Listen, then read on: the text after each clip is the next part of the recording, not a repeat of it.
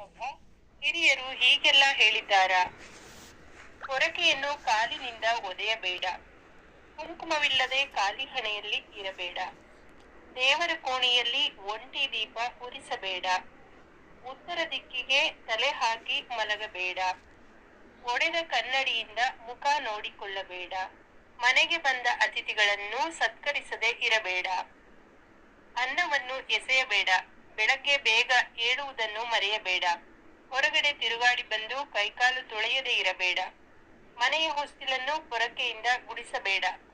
ಹಬ್ಬ ಹರಿದಿನಗಳಲ್ಲಿ ಕ್ಷೌರ ಮಾಡಿಸಬೇಡ. ಮನೆಯ ಮುಂದೆ ರಂಗೋಲಿ ಹಾಕದೆ ಇರಬೇಡ. ಒಡೆದಿರುವ ಬಳೆ ಮತ್ತು ಹರಿದಿರುವ ಬಟ್ಟೆಗಳನ್ನು ಎಂದಿಗೂ ಧರಿಸಬೇಡ. ಮಲಗೆದ್ದ ಮೇಲೆ ಹಾಸಿಗೆಗಳನ್ನು ಮಡಚದೆ ಹಾಗೆ ಬಿಡಬೇಡ. ಯಾವತ್ತೂ ಉಗುರುಗಳನ್ನ ಕಚ್ಚಬೇಡ. ಒಂಟಿ ಬಾಳೆ ಎಲೆಯನ್ನು ತರಬೇಡ. ಅಣ್ಣ ತಮ್ಮ ತಂದೆ ಮಕ್ಕಳು ಒಟ್ಟಿಗೆ ಒಂದು ದಿನ ಕ್ಷೌರ ಮಾಡಿಸಬೇಡಿ. ಊಟ ಮಾಡಿದ ಮೇಲೆ ಎಂಜಲು ಕೈ ಉಣಗಲು ಬಿಡಬೇಡ. ಊಟದ ಸಮಯದಲ್ಲಿ ಹಸಿದು ಬಂದವರಿಗೆ ಊಟ ಹಾಕದೆ ಕಳಿಸಬೇಡ. ಕಾಲು ತೊಳೆಯುವಾಗ ಹಿಮ್ಮಡಿಯನ್ನು ತೊಳೆಯುವುದು ಮರೆಯಬೇಡ. ತಿಂದ ತಕ್ಷಣ ಮಲಗಬೇಡ. ಹಿರಿಯರ ಮುಂದೆ ಕಾಲು ಚಾಚಿ ಕಾಲ ಮೇಲೆ ಕಾಲು ಹಾಕಿ ಕೂರಬೇಡ. ರಾತ್ರಿ ಎಂಜಲು ತಟ್ಟೆಯನ್ನು ತೊಳೆಯದೆ ಹಾಗೆ ಬಿಡಬೇಡ. ಎಂಜಲು ಕೈಯಲ್ಲಿ ಯಾರಿಗೂ ಊಟವನ್ನು ಬಡಿಸಬೇಡ. ಮಂಗಳವಾರ ತವರಿನಿಂದ ಮಗಳು ಗಂಡನ ಮನೆಗೆ ಹೋಗುವುದು ಬೇಡ. ಶುಕ್ರವಾರ ಸೊಸೆಯನ್ನು ತವರಿಗೆ ಕಳಿಸುವುದು ಬೇಡ. ಇಡೀ ಕುಂಬಳಕಾಯಿಯನ್ನು ಮನೆಯೊಳಗೆ ತರಬೇಡ. ಮನೆಯ ಒಳಗೆ ಉಗುರು ಕತ್ತರಿಸಬೇಡ.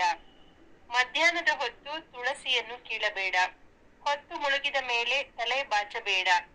ರಾತ್ರಿ ಕಸವನ್ನು ಹೊರಗೆ ಹಾಕಬೇಡ. ಸಾಯಂಕಾಲದ ಹೊತ್ತು ಉಪ್ಪು, ಮೊಸರು, ಅರಿಶಿನ ಸಾಲ ಕೊಡುವುದು ಬೇಡ. ಬಿಸಿ ಅನ್ನಕ್ಕೆ ಮೊಸರು ಹಾಕಬೇಡ. ಊಟ ಮಾಡುವಾಗ ಮಧ್ಯೆ ಎದ್ದು ಹೋಗಬೇಡ.